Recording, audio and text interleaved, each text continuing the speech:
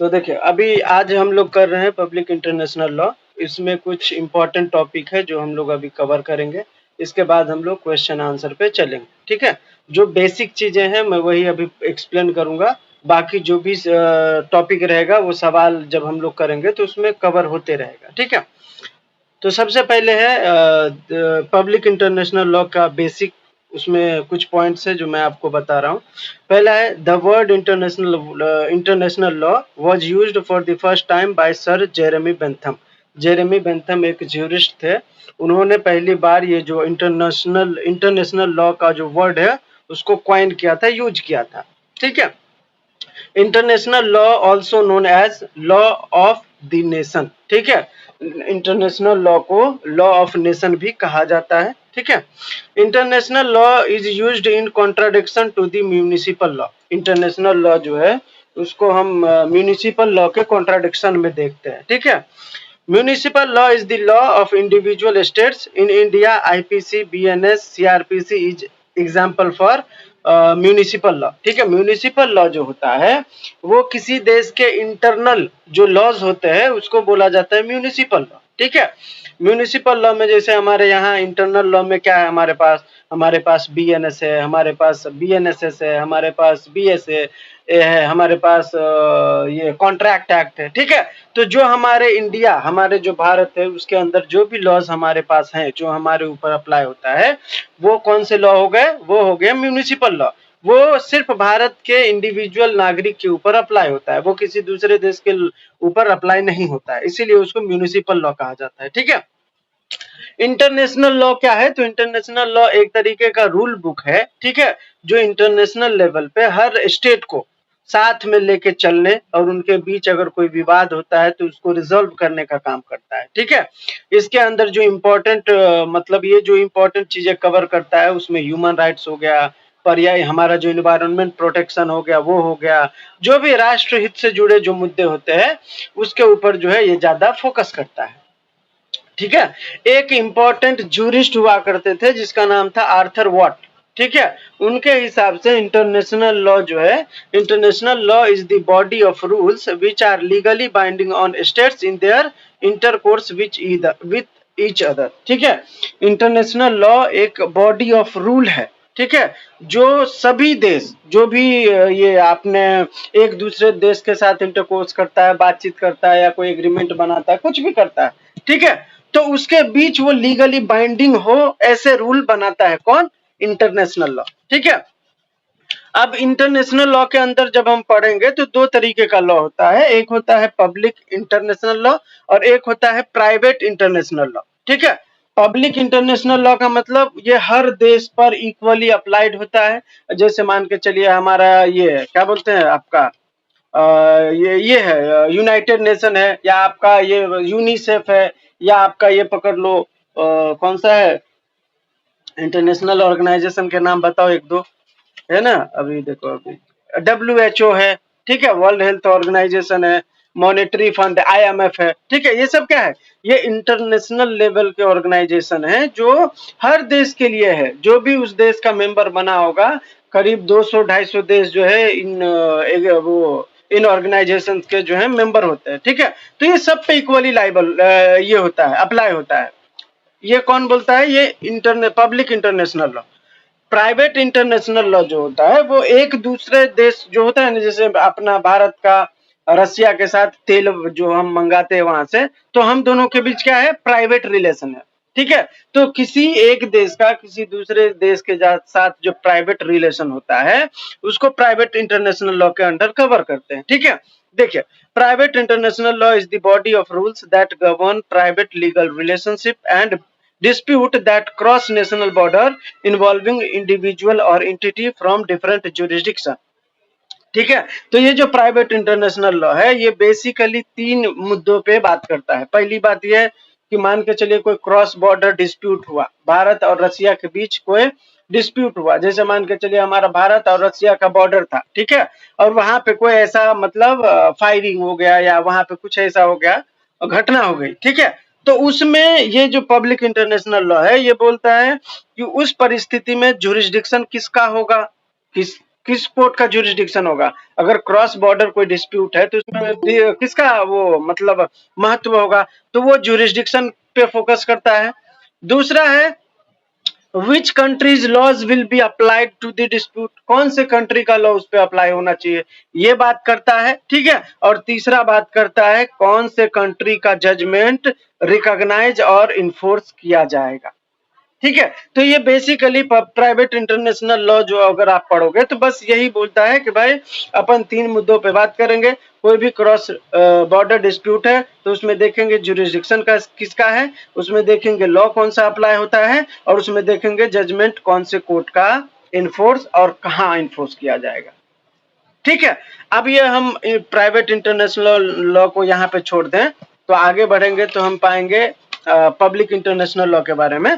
तो इसका फंक्शन क्या है, पब्लिक इंटरनेशनल लॉ का फंक्शन आपसे पूछा जा सकता है। तो सबसे पहला इसका फंक्शन है, एक सेकेंड, हाँ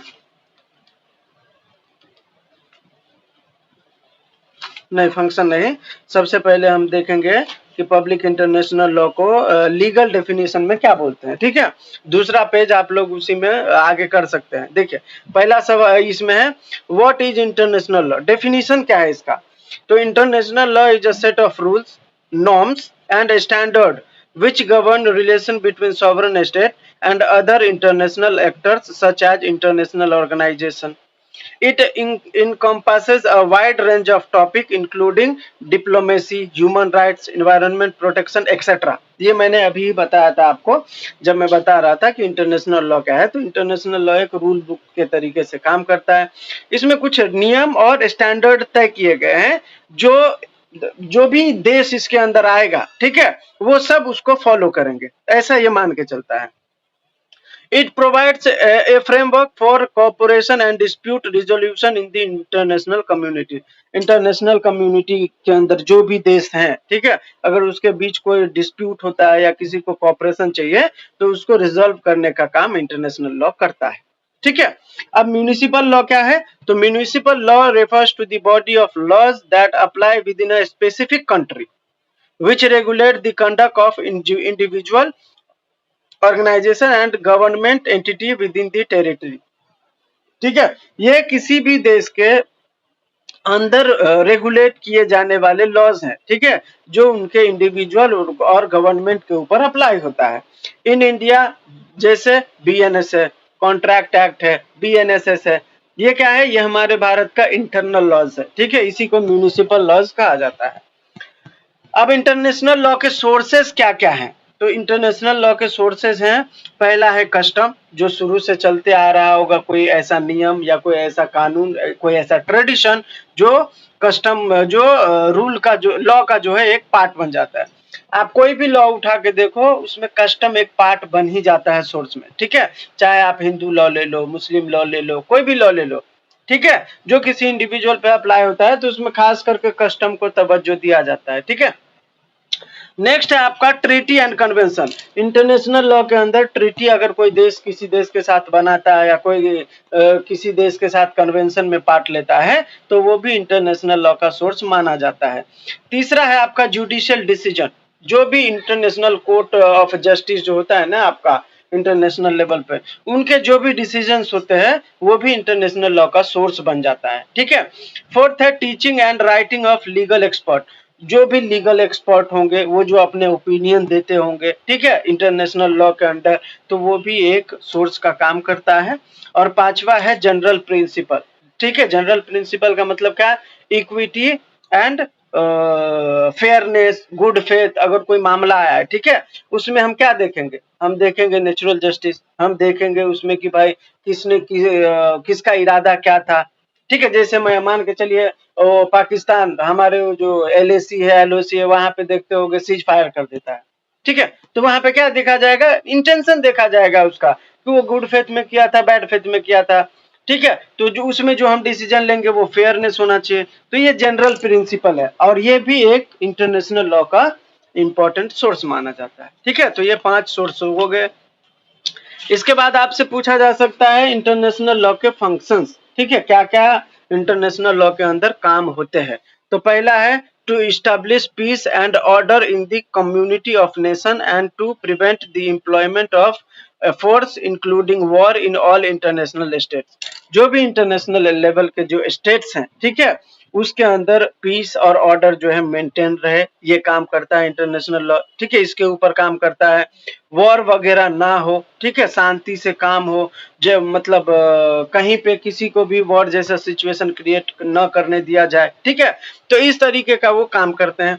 दूसरा, to promote world friendship by levelling the barrier as of colour और क्रीड, ठीक है, ये बोलता है कि हमें फ्रेंडशिप, हर देश को एक दूसरे से दोस्त बना के रखना है, किसी को कोई एनिमी स्टेट नहीं बना के रखना है, ठीक है, तो ये क्या करते हैं, फ्रेंडशिप को प्रमोट करते हैं।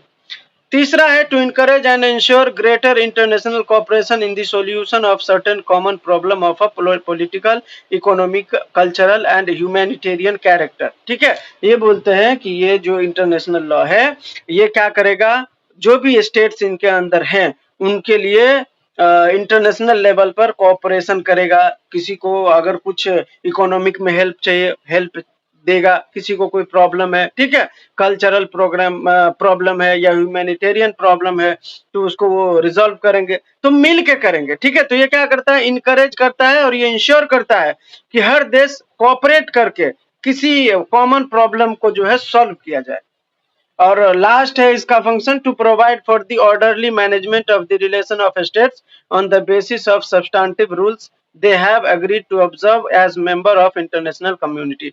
इंटरनेशनल लॉ में कुछ रूल्स बनाए गए हैं, ठीक है, जो मतलब मैनेजमेंट के लिए बनाया गया है कि भाई हर देश एक दूसरे के साथ अच्छे से रिलेशन मेंटेन करे, ठीक है, कोई भी उसमें मतलब किसी भी तरीके का झगड़ा या कुछ भी ऐसा ना हो, ठीक है, तो उसको जो है एक तरीके से मतलब ऑर्डरली मैनेजमेंट करने का जो है सारे रूल आपके इंटरनेशनल लॉ में बताए गए हैं कि कोई भी स्टेट की इसके साथ कैसा रिलेशनशिप रखेगा। तो ये हो गए functions of international law.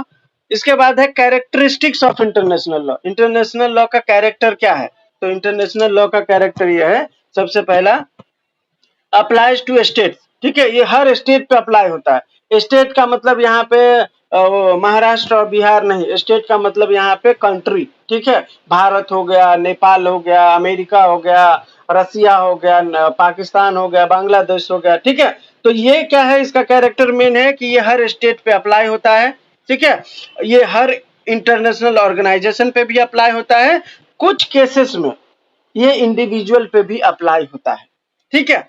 Next है सोर्सेस, इसका ये जो है आपका इंटरनेशनल लॉ क्या बोलते हैं, किसी एक देश में कोडिफाई नहीं है, ठीक है, ये हर देश से थोड़ा थोड़ा लिया गया है, हर देश का जो मतलब लॉ है वहां से कुछ न कुछ इसमें लिए गए हैं, ठीक है, तो ये कोडिफाइड एक जगह पे नहीं हुआ है, हर देश से कुछ न कुछ लिया गया है, ठीक है। Based on treaty, custom and judicial decision, ये जो इंटरनेशनल लॉ है इसका मेन सोर्स अभी मैंने बताया था आपको, क्या था, कस्टम था, कन्वेंशन और ट्रीटी था, जुडिशियल डिसीजन था, तो इस सब के बेस पर ये इंटरनेशनल लॉ क्या करता है, काम करता है, ठीक है।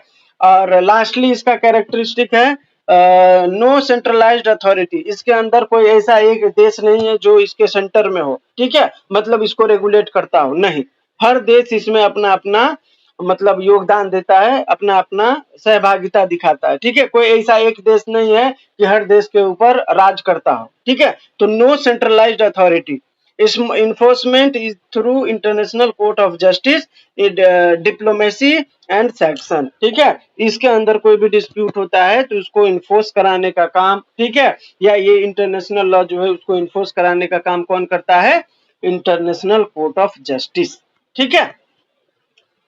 तो ये हो गया आपके कैरेक्टरिस्टिक्स। अब जो हम पीआईएल पढ़ रहे हैं उसमें मेन टॉपिक क्या है, ठीक है, किसके ऊपर ज्यादा बात किया गया है, तो सबसे पहला है subject which are covered in public international law, सबसे पहला है स्टेट, ठीक है, मतलब कंट्री, उसके बारे में ज्यादा बात किया गया है कि कोई भी स्टेट को स्टेट कब माना जाएगा, मतलब किसी कंट्री को कंट्री हम कब मानेंगे, क्यों मानेंगे, कैसे किसी कंट्री का जन्म होता है, ठीक है, ये सब। दूसरा है इंटरनेशनल ऑर्गेनाइजेशन के बारे में पढ़ेंगे, इंटरनेशनल ऑर्गेनाइजेशन क्या है, यूनाइटेड नेशन है, डब्ल्यूएचओ है, आईएमएफ है, ठीक है, इसके बाद डब्ल्यूटीओ है, ये सब क्या है, ये सब इंटरनेशनल लेवल के ऑर्गेनाइजेशन हैं जो हर देश के को साथ में लेके चलते हैं। कोई ट्रेड के लिए बनाया गया है, कोई हेल्थ के लिए बनाया गया है, कोई बच्चों के लिए यूनिसेफ बनाया गया है, ठीक है। और ये जो है इंडिविजुअल के लिए भी अप्लाई होता है कुछ केसेस में, जैसे किसी का ह्यूमन राइट वायलेट हुआ, ठीक है, तो उसके ऊपर ये इंटरनेशनल लॉ में लोग जो है देखे थे ना आप लोग, कहीं पे तो कुछ हुआ था ऐसा, तो मतलब जो इस्लामिक कंट्री है वो लोग बहुत वो होने लगे थे कि इंडिया में ऐसे हो रहा है मुस्लिम लोगों के साथ वगैरह वगैरह, बराबर। तो अगर ऐसा कोई इंडिविजुअल के साथ भी होता है जो ह्यूमन राइट का वायलेशन है और लार्ज नंबर पर है, तो भी ये इंटरनेशनल लॉ लाइमलाइट में आ जाता है, ठीक है। और किसी भी प्रकार का क्रिमिनल लॉ है तो उस पर भी इंटरनेशनल लॉ अप्लाई हो सकता है, ठीक है। अब यहाँ पे सबसे पहला टॉपिक क्या था हमारा, स्टेट, मतलब स्टेट कैसे बनता है, क्यों बनता है, ठीक है। तो सबसे पहले स्टेट को बनने के लिए रिकॉग्निशन की जरूरत होती है, ठीक है। हम किसी स्टेट को रिकॉग्नाइज करेंगे तभी तो स्टेट बनेगा ना, बिना रिकॉग्निशन के कैसे बनेगा, ठीक है। तो किसी भी स्टेट को रिकॉग्निशन करने के लिए रिकॉग्निशन दो टाइप का होता है, ठीक है। एक होता है एक्सप्रेस रिकॉग्निशन, दूसरा होता है इम्प्लाइड रिकॉग्निशन, ठीक है। एक्सप्रेस का मतलब बोल दिए या लिख के दे दिए तो हो गया, ये रिकॉग्निशन हमने कर दिया, ठीक है, रिकॉग्नाइज कर दिया। और एक होता है जब हम एक दूसरे देश के साथ मिल के काम कर रहे होते हैं, ठीक है, और हमारा रिप्रेजेंटेटिव उनके देश में भेजते हैं, उनके रिप्रेजेंटेटिव हमारे देश में आते हैं, तो ये जो हम उस देश को रिकॉग्नाइज कर रहे हैं उसको बोला जाता है इम्प्लाइड रिकॉग्निशन, ठीक है। एक तो या तो लिख के लिखित में या बोल के आप रिकॉग्नाइज कर दो किसी देश को, ठीक है, और या तो आप उसके साथ मतलब रिलेशनशिप बनाओ, आपके डिप्लोमेट उसके यहाँ पे जाए, उसके रिप्रेजेंटेटिव आपके यहाँ पे आए, तो अगर इस तरीके से आप रिकॉग्नाइज कर रहे हो तो ये इम्प्लाइड रिकॉग्निशन होता है, ठीक है। अब हम आते हैं स्टेट को कैसे रिकॉग्नाइज किया जाता है, तो इसमें दो तरीके से हो सकता है, एक होता है डी जूरे, एक होता है डी फैक्टो, ठीक है। डी फैक्टो जो होता है वो एक टेम्पररी होता है, ठीक है, मतलब कोई नया स्टेट बना, ठीक है, तो उसको जो है हम मान के चलते हैं फैक्ट के बेस पे कि ये नया बना है तो हम इसको स्टेट मान लेंगे, लेकिन वो जो मानते हैं हम डी फैक्टो में वो टेम्पररी मानते हैं। अगर बाद में जो भी कंडीशन होता है किसी स्टेट को स्टेट मानने के लिए, एग्जाम्पल फॉर किसी स्टेट को स्टेट मानने के लिए कुछ चीजों का ध्यान रखना पड़ता है, ठीक है, जैसे वहां पे पब्लिक कितनी है, आबादी कितनी है, ठीक है, उसका बाउंड्री कितना है, वहां पे गवर्नमेंट अस्थाई है या नहीं है, ठीक है। इसके बाद उसका जो है जो इंटरनल गवर्नमेंट है, ठीक है, उसके जो अफेयर्स हैं उसमें वहां पे सॉवरेनिटी है या नहीं है, लोग मानते हैं या नहीं मानते, किसी दूसरे देश का दबाव तो नहीं है, ठीक है। तो किसी स्टेट को स्टेट रिकॉग्नाइज करने के लिए चार एलिमेंट होना ही चाहिए। जैसे पहला है पीपल, वहां पे लोग होने चाहिए उस आबादी में। दूसरा है टेरिटरी, उसके कुछ कुछ फिक्स्ड लैंड होने चाहिए, ठीक है। और तीसरा वहां पे गवर्नमेंट होना चाहिए जो उस स्टेट को रन कर सके, ठीक है। और फोर्थ है सोवर्निटी, मतलब वहां के जो इंटरनल और एक्सटर्नल अफेयर है वो खुद से डील कर रहे हो, किसी और दूसरे देश का दबाव उसके ऊपर ना हो। तो अगर ये चार चीजें हैं तब तो कोई स्टेट स्टेट हो जाएगा, ठीक है। तो डी फैक्टो बोलता है कि कोई भी स्टेट, जहां भी एग्जाम्पल के तौर पे बताता हूं मैं, पैलेस्टाइन, ठीक है, जिसको हिंदी में फिलिस्तीन बोलते हैं। फिलिस्तीन ने सारी चीजों को मतलब जो क्राइटेरिया था उसमें शायद कुछ उसका फुलफिल नहीं हुआ था, ठीक है, लेकिन वो खुद को देश घोषित कर लिया था अलग रह के, ठीक है, कि भाई मैं अलग देश बन गया हूं, ठीक है। तो उसको जो मिला था अभी तक 3-4 दिन पहले तक उसको जो रिकॉग्निशन मिला था वो डी फैक्टो था फिलिस्तीन को, ठीक है, क्योंकि वो टेम्पररी बेस पे पता लग रहा था कि वो अलग देश हो गया है, वो जो ऑस्ट्रेलिया या रसिया किसी देश से वो लगता है तो वो उससे अलग हो गया, ठीक है। तो उसको जो मिला था वो टेम्पररी मिला था, ठीक है। उसके उसने कुछ जो क्राइटेरिया थे वो फुलफिल नहीं किए थे।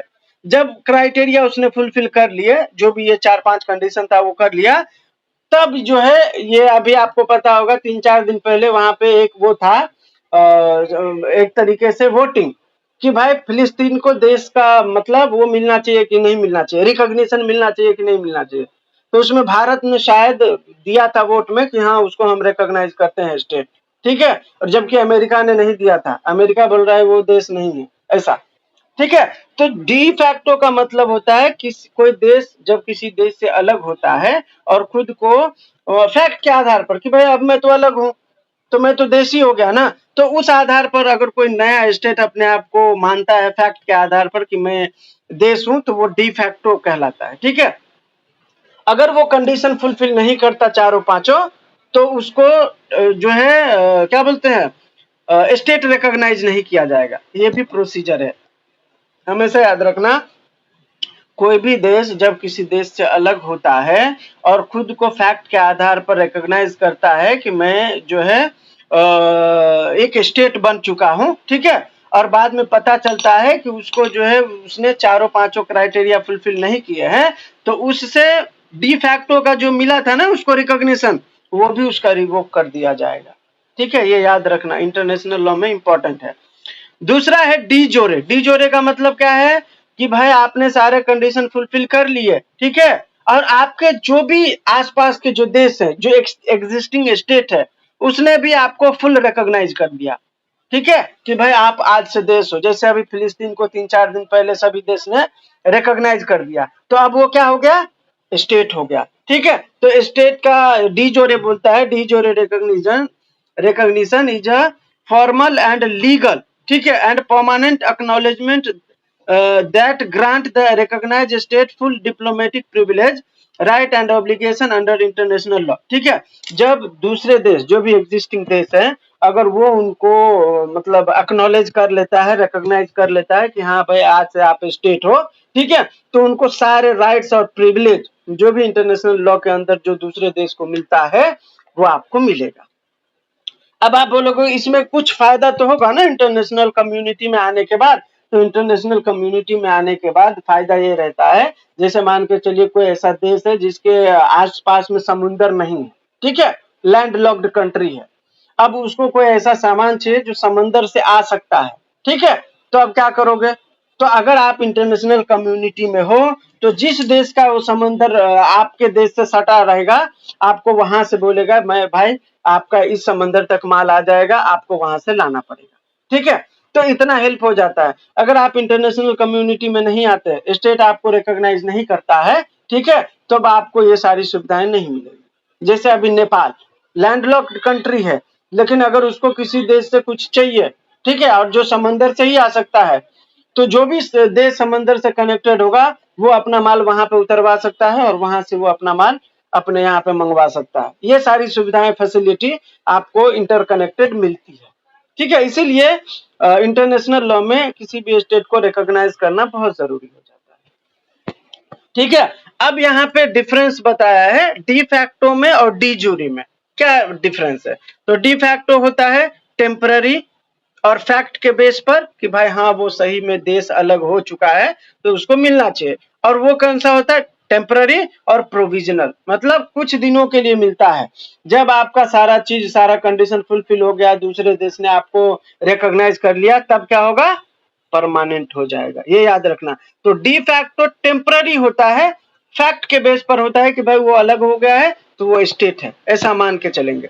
डी जोरे बोलता है परमानेंट हूं मैं नेचर में और मेरा एब्सोल्यूट पावर होता है। अगर मुझे किसी ने डी जोरे कर दिया, डी जोरे मतलब हर देश ने मुझे बोल दिया कि भाई आज से आप देश हो, रिकॉग्नाइज कर लिया, तो उसके पास पूरा एब्सोल्यूट प्रिविलेज और राइट मिल जाता है।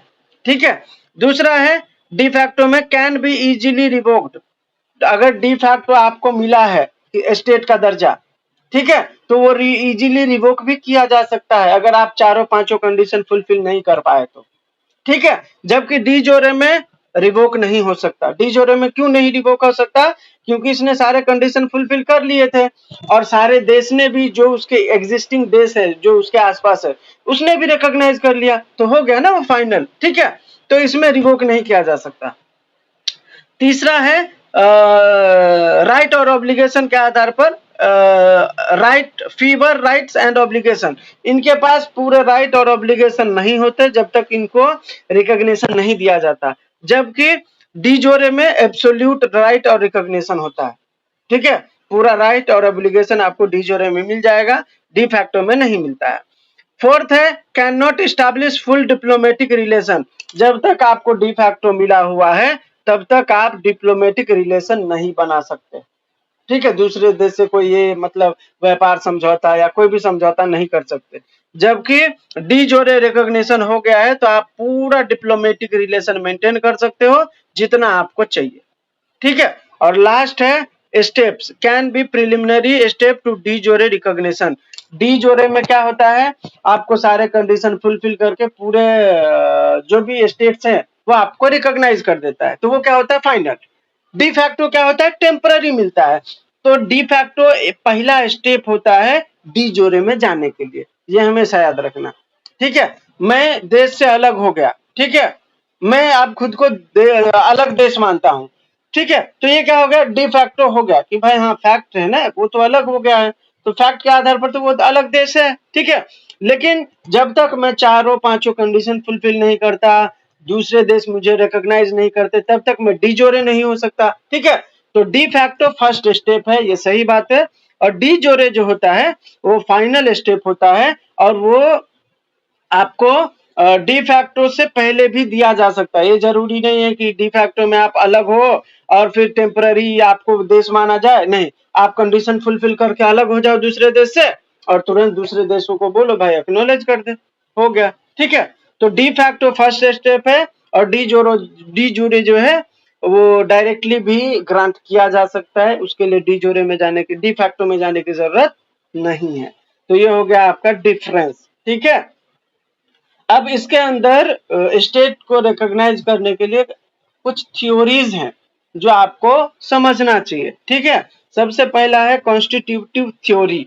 ठीक है, ये बोलता है कि जो बाकी स्टेट्स हैं, ठीक है, जब किसी नए स्टेट को रिकॉग्निशन देते हैं, ठीक है, तो इंटरनेशनल लॉ में उस स्टेट को लीगल पर्सन मान लिया जाता है।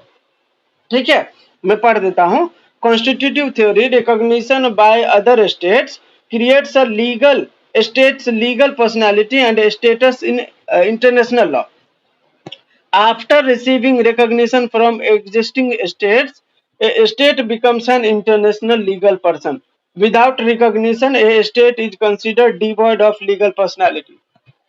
ठीक है, तो ये बोल रहा है कॉन्स्टिट्यूटिव थ्योरी कि इसमें जब सारे देश आपको रिकॉग्नाइज कर देते हैं, ठीक है, कि भाई आप आज से देश हो, ठीक है, तो इंटरनेशनल लॉ के अंदर आपको लीगल पर्सन मान लिया जाएगा।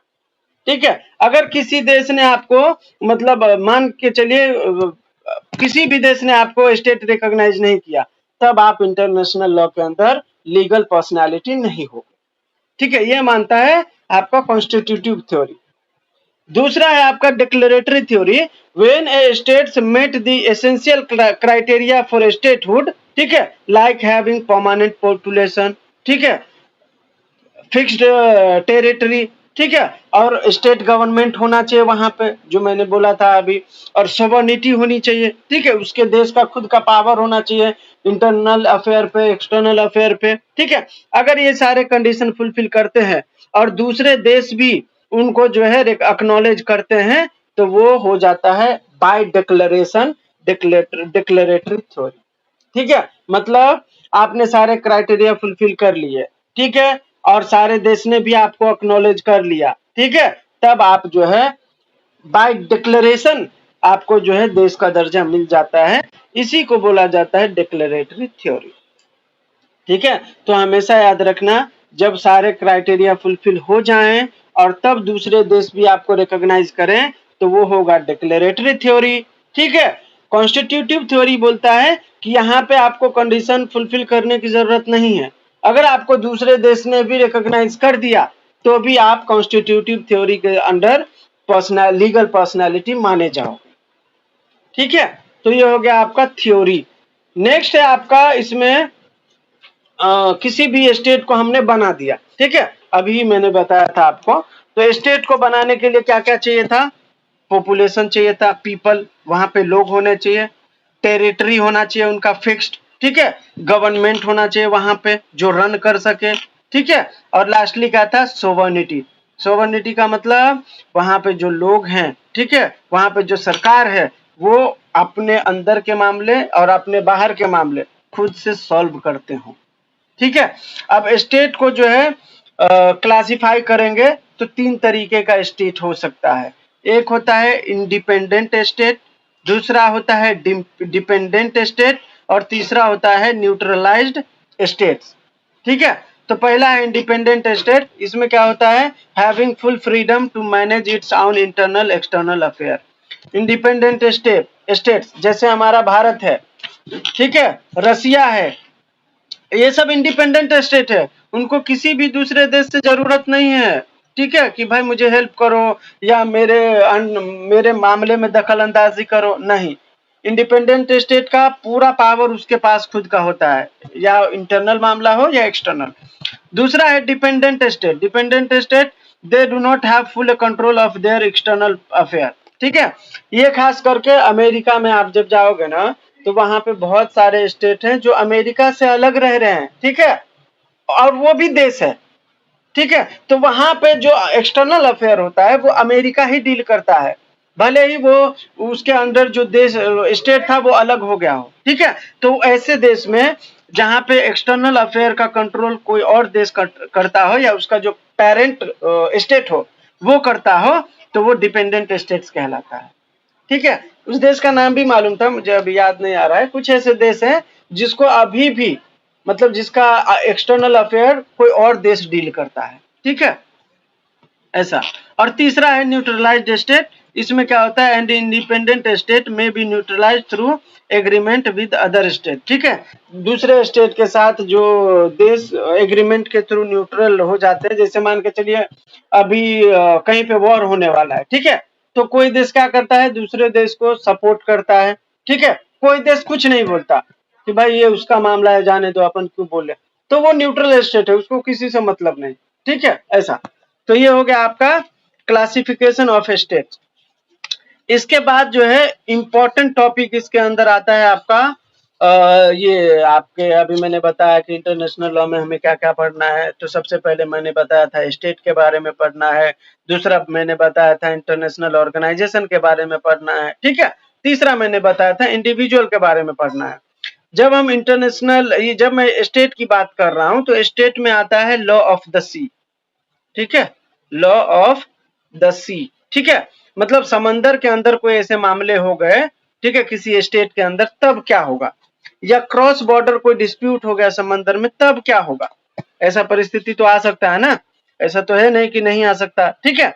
तो ऐसे परिस्थिति में क्या करना होता है, तो लॉ ऑफ द सी जो है वो मैरीटाइम बाउंड्री, जो हमारा समुद्रीय तट होता है ना, उसको बोलते हैं, ठीक है। समंदर में क्या एक्टिविटी चल रहा है, किस देश का कौन सा शिप जा रहा है, ठीक है, और इसके बाद नेविगेटिंग एक्सेट्रा हम लॉ ऑफ द सी में पढ़ते हैं, ठीक है। जैसे आपको पता होगा हमारा जो मुंबई है, देख रहे हो समंदर के तट पर है, ठीक है, तो एक समंदर का बीच वाला भी स्थान होता है जिसको बोलते हैं हाई सी, ठीक है। एक होता है इनोसेंट पैसेज। इनोसेंट पैसेज का मतलब होता है समंदर के किनारे से 200 नॉटिकल माइल तक किसी भी देश का, ठीक है, उस पे इनोसेंट पैसेज का अधिकार होता है। मतलब 200 नॉटिकल माइल तक वो अपना शिप वगैरह चला सकते हैं, मच्छी वच्छी मार सकते हैं, कोई प्रॉब्लम नहीं है। उस देश का मतलब अपना जुरिडिक्शन होगा 200 नॉटिकल माइल तक, उसके 200 नॉटिकल माइल तक, ठीक है, कोई देश अगर आना जाना चाहे आपके रास्ते का है आप ही के अंडर, ठीक है, लेकिन उसमें दूसरे देश उसका यूज कर सकते हैं, आप रोक नहीं सकते, ठीक है। उसके 200 नॉटिकल माइल तक जब आप अंदर जाओगे तो उसको बोला जाता है हाई सी, ठीक है। हाई सी पे लोग एक दूसरे देश के सामान वगैरह, युद्ध अभ्यास वगैरह सब करते हैं। हाई सी पे किसी का कंट्रोल नहीं होता, ये हमेशा याद रखना, ठीक है। वहां पे किसी भी देश का कोई भी नागरिक, मतलब कुछ भी युद्धाभ्यास वगैरह सब वहीं पे होते हैं। तो हमेशा याद रखना, किसी भी देश के नियर बाय जो समंदर होता है उसके 200 नॉटिकल माइल तक इनोसेंट पैसेज होता है, जो उस देश का एक्सक्लूसिव जुरिस्डिक्शन होता है। उस पे वो मछली मारे, कुछ भी करे, दूसरा देश इंटरफेयर नहीं करेगा। उसके बाद का जो 200 नॉटिकल माइल होता है, उसको जो उसके ऊपर जो है दूसरे देश भी आवाजाही कर सकते हैं, ठीक है। मतलब वो एक तरीके से ईजमेंट होता है कि भाई कोई भी देश अगर किसी को कुछ ले आना जाना लगा रहे तो वो कर सकते हैं। और उसके बाद जो 200 नॉटिकल माइल होता है वो हो जाता है आपका हाई सी, उस पर युद्ध अभ्यास वगैरह करते हैं, उस पर किसी का कंट्रोल नहीं होता है, ठीक है। तो अब देखो यहाँ पे ना, ये जो नॉटिकल माइल वाला सीन है ना, एक केस आया था कॉर्फू चैनल केस, याद रखना, मैं अभी स्टोरी बता रहा हूँ। PIL में ये 13 मार्क्स के लिए पूछेगा ही पूछेगा, ठीक है। हालांकि ये मैंने 13 नंबर के सवाल में भी डाला है, कोई प्रॉब्लम नहीं है। जब हम लोग क्वेश्चन आंसर करेंगे तब भी पढ़ेंगे, लेकिन अभी मैं बता देता हूँ शॉर्ट में। कॉर्फू चैनल नाम का एक केस था जिसमें ये मामला था मई 1946 का, ठीक है। एक यूके का वॉरशिप, मतलब युद्धपोत बोलते हैं इसको हिंदी में, वो अल्बेनिया, ठीक है, और ग्रीस, इसके बॉर्डर से सट के मतलब जा रहा था। तो वो कुल मिला के अल्बेनिया के बॉर्डर से सट के जा रहा था। उसका एक कॉर्फू चैनल था, आपको पता होगा। जब किसी देश का ना समंदर का बॉर्डर खत्म होता है ना, अभी मैंने बोला ना 200 नॉटिकल माइल, ठीक है, तो 200 नॉटिकल माइल तक किसका रहता है कंट्रोल? उस देश का रहता है, बराबर। तो अल्बेनिया के 200 नॉटिकल माइल का जो बॉर्डर था, आपको पता होगा समंदर में भी एक जुरिस्डिक्शन बनता है, वॉल बनता है, ठीक है, बाउंड्री बनती है समंदर में भी, दूसरे देश का शिप उधर नहीं आ सकता है, ठीक है। तो अल्बेनिया का जो 200 नॉटिकल माइल वाला इनोसेंट पैसेज था, उसके बॉर्डर को, ठीक है, यूके का वॉरशिप जो है टच कर जाता है, ठीक है। पता नहीं उसको कहीं जाना हो, ऐसा नहीं था कि उसके देश में ही आ रहा था, लेकिन उसने उसके जो इनोसेंट पैसेज है उसको क्रॉस कर दिया, ठीक है। किसके? अल्बेनिया के। तो अल्बेनिया, हर देश चाहता है कि अपने देश की सेफ्टी रहे। आप लोगों ने देखा होगा कॉमनली, जब कोई घर बनाता है ना तो उसके चारों ओर जो वॉल बनाते हैं, तो वॉल पे आपने देखा होगा लोहे का किल लगा देता है, या शीशे को तोड़ के लगा देता है, ठीक है, या कोई कोई तो बड़ा बड़ा वो भाला जैसे लगा देता है कि कोई मेरे बॉर्डर को क्रॉस ना करे, क्रॉस करे तो जख्मी हो जाए। ऐसा आप लोगों ने देखा होगा, कोई वॉल पे शीशा लगा देते हैं तोड़ के, कोई वॉल पे किल लगा देते हैं जो इंटर ना करे कोई, ठीक है। तो ऐसे ही इनोसेंट पैसेज का जो बॉर्डर था अल्बेनिया का, उसने वहां पे कुछ माइंस बिछा रखे थे, ठीक है, कि कोई भी देश हमारे देश के अंदर अगर घुसे रात वगैरह में, तो वो विस्फोट हो और वो जो वॉरशिप है वही डिस्ट्रॉय हो जाए, ठीक है। तो जब अल्बेनिया के कॉर्फू चैनल से जो बॉर्डर था उसका नाम था कॉर्फू चैनल, कॉर्फू चैनल, अल्बेनिया के कॉर्फू चैनल से जब यूके का वॉरशिप टकराता है, मतलब उसके अंदर आने की कोशिश करता है, तो वहां पे जो माइंस बिछाए हुए होते हैं अल्बेनिया के जो मिलिट्री वाले होते हैं, वो विस्फोट हो जाता है, ठीक है। तो जैसे ही वो माइन विस्फोट होता है, तो यूके का जो वो वॉरशिप था वो डिस्ट्रॉय हो जाता है, और उसमें उसके कुछ लोग मारे भी जाते हैं, ठीक है। ये मामला हो गया वहां पे खत्म।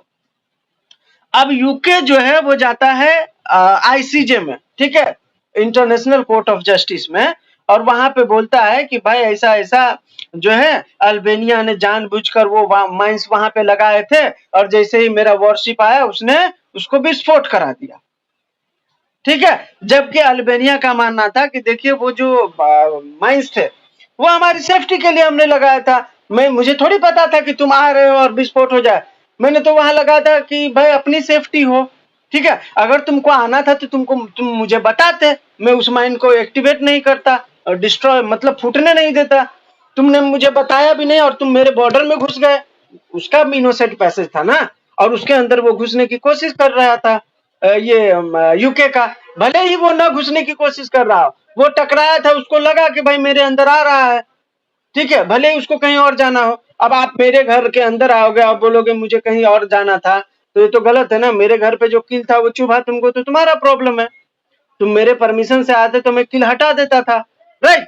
तो ऐसा, तो अल्बेनिया का मानना था कि वो तो मैं अपनी सेफ्टी के लिए लगाया था माइंस, तुम अगर मुझे बोलते तो मैं उसको मतलब फटने ही नहीं देता, ठीक है। तो अल्बेनिया के तरफ से कहा गया कि यूके ने मेरे वाटर टेरिटरी में अनऑथराइजली एंटर किया, जिससे मेरे सोवर्निटी को वायलेशन हुआ है, ठीक है।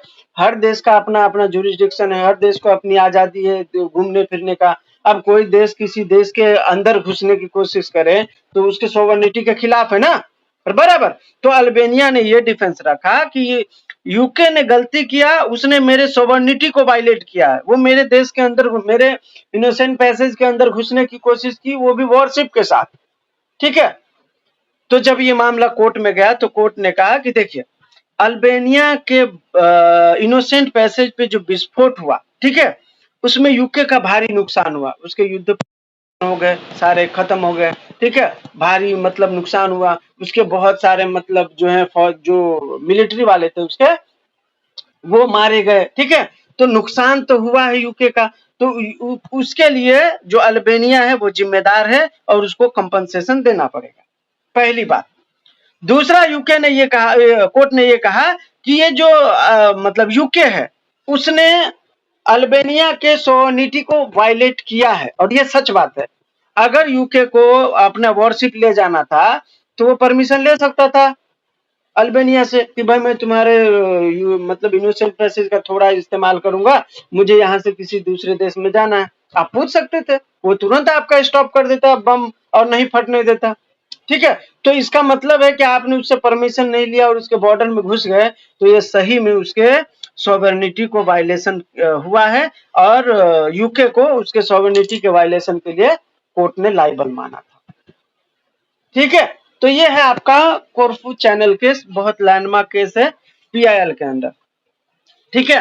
तो ये हो गया आपका लॉ ऑफ द सी के बारे में। इसके बाद जो है आपका इंटरनेशनल ऑर्गेनाइजेशन है, जिसमें आपको पढ़ना पड़ेगा कि भाई ये यूनाइटेड नेशन क्या है, यूनिसेफ क्या है, और डब्ल्यूएचओ क्या है, कहाँ कहाँ काम करता है, कितने देश इसके अंदर मेंबर है, कौन कौन से मतलब स्टेट कम्युनिटी इसके अंदर जो है परमानेंट पार्टनर बना है, कौन कौन ऑप्शनल पार्टनर बना है, ये सारी चीजें उसके अंदर होती हैं, ठीक है। अब इसके बाद जो है कुछ इंपॉर्टेंट है, मतलब इसके अंदर क्या बोलते हैं टॉपिक, जो आपको पता होना चाहिए।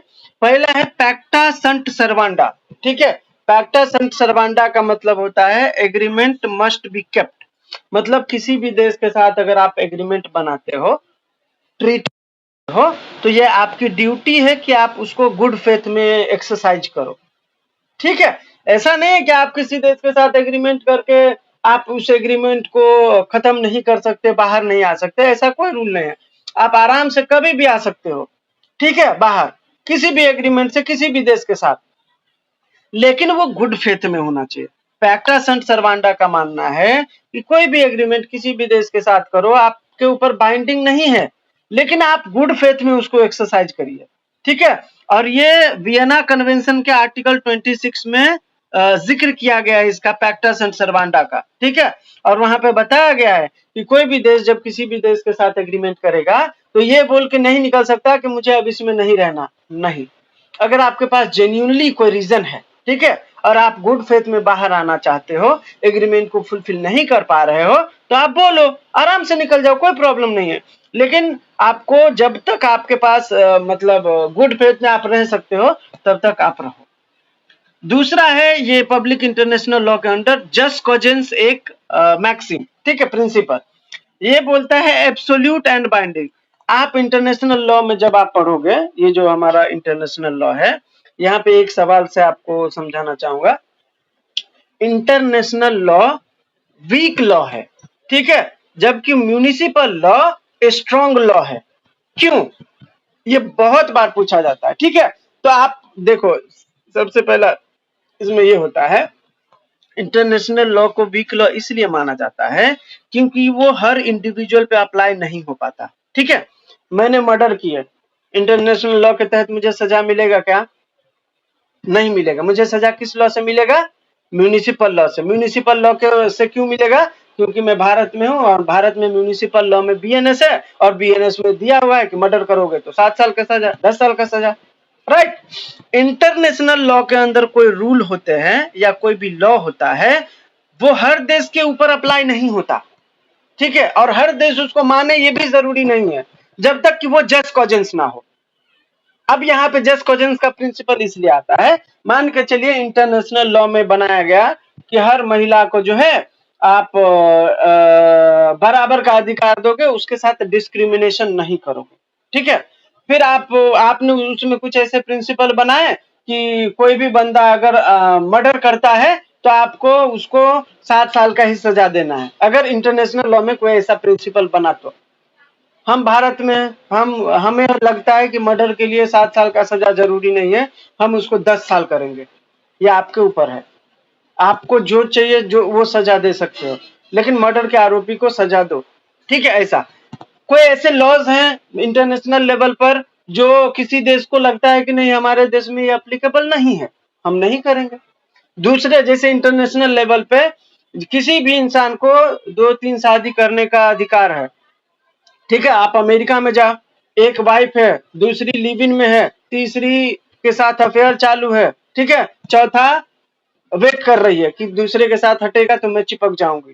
ठीक है, तो ये दूसरे देश में चलता है। हमारे भारत में अलाव है क्या 4 शादी 3 शादी हर किसी को? नहीं अलाव है। हमारा जो प्रिंसिपल हम उसको फॉलो करेंगे। हम क्यों इंटरनेशनल लॉ के हिसाब से फॉलो करें कि भाई हर किसी को 3-4 शादी करने का अधिकार दो। ठीक है, तो हमेशा याद रखना, इंटरनेशनल लॉ के अंदर कुछ ऐसे रूल्स होते हैं जो ऑप्शनल होते हैं। ठीक है, कुछ ऐसे रूल्स होते हैं जो जस्ट कॉजेंस होते हैं। अब यहाँ पे जस्ट कॉजेंस आया।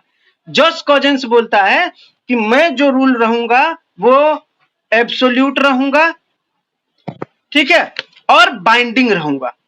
मतलब हमें कोई भी देश अगर इंटरनेशनल लॉ के अंदर है तो उसके ऊपर बाइंडिंग ही होगा। वो ये बोल नहीं सकता कि मेरे देश में अप्लाई नहीं करूंगा। ठीक है, तो वो जो लॉज होंगे वो होंगे जस्ट कॉजेंस। अब जस्ट कॉजेंस में ऐसे क्या होंगे जो सबके लिए लाइबल होगा भाई? ऐसे क्या चीज है? तो ऐसे ये है कि टॉर्चर किसी का साथ नहीं होगा। पहली बात, ये जस्ट कॉजेंस है, ये हर देश को मानना पड़ेगा। अब कोई देश ऐसा नहीं बोल सकता कि मैं मेरे देश में ये टॉर्चर वाला एप्लीकेबल नहीं करूंगा, मैं तो टॉर्चर करूंगा। नहीं, आप किसी को भी टॉर्चर नहीं कर सकते अननेसेसरीली। ये बोलता है जस्ट कॉजेंस। जेनोसाइड नहीं हो सकता आपके देश में किसी भी व्यक्ति का, जेनोसाइड के अगेंस्ट जाता है आपका जस्ट कॉजेंस। किसी भी देश में ये नहीं बोला जा सकता कि भाई मेरे देश में तो जेनोसाइड होगा। नो, आप इंटरनेशनल लॉ में मेंबर हैं तो आपको जेनोसाइड को फॉलो करना पड़ेगा। आपके देश में एक भी जेनोसाइड नहीं होना चाहिए, आपको मानना ही पड़ेगा। ठीक है, आप ये नहीं बोल सकते कि भाई मैं ही तो नहीं मानूंगा। नो, ठीक है। इसके बाद क्या आता है जस्ट कॉजेंस में? इसके बाद जस्ट कॉजेंस में आपका आता है, एक सेकेंड, हाँ, अग्रेसिव यूज ऑफ फोर्स। आप किसी के ऊपर अग्रेसिव यूज ऑफ फोर्स नहीं कर सकते। ठीक है, आपको लिमिट में नेचुरल जस्टिस के हिसाब से किसी के ऊपर फोर्स यूज करना है। ठीक है, तो aggressive use of force, genocide, torture, ये सारी चीजें जस्ट कॉजेंस में आता है। और जस्ट कॉजेंस बोलता है कि भाई मैं बाइंडिंग हूं, मेरे में तुम ये नहीं बोलोगे कि मैं नहीं मानूंगा। ठीक है, तो ये 3-4 चीजें छोड़ के सारी चीजें क्या है? ऑप्शनल है। तो ऑप्शनल है इसका मतलब हर देश नहीं माने, किसी को मानना है तो माने, नहीं मानना है तो नहीं माने। तो इंटरनेशनल लॉ इसी लिहाज से वीक हो जाता है। ठीक है, क्योंकि ये हर किसी पे अप्लाई नहीं होता। हर कोई इसको फॉलो करना चाहे तो करे, न करना चाहे तो नहीं करे। तो जब आप किसी को ऑप्शन दे देते हो तो उसमें इन्फोर्सिबिलिटी कम हो जाती है। ठीक है, तो जैसे ही इन्फोर्सिबिलिटी कम हो जाएगी तो वो वीक हो जाएगा ना, समझ रहे हो? तो इसीलिए इंटरनेशनल लॉ वीक लॉ माना जाता है और म्युनिसिपल लॉ स्ट्रांग माना जाता है, क्योंकि म्युनिसिपल लॉ हर एक इंडिविजुअल को कवर कर लेता है और इंटरनेशनल लॉ हर एक इंडिविजुअल को कवर नहीं कर पाता और हर देश भी इसको मानने के लिए बाध्य नहीं है। इसीलिए इसको आप जो है वीक लॉ और इसको स्ट्रांग लॉ बोल सकते हो। ठीक है, तो ये सारी चीजें जो है आपके पब्लिक इंटरनेशनल लॉ में हम लोगों को पढ़ना है। बाकी जो इम्पोर्टेंट टॉपिक है वो मैंने सवाल में ही कवर कर लिए हैं। ठीक है, तो उसको अलग से पढ़ने की जरूरत मेरे हिसाब से नहीं है। ठीक है, तो यहाँ तक सभी को समझ में आया?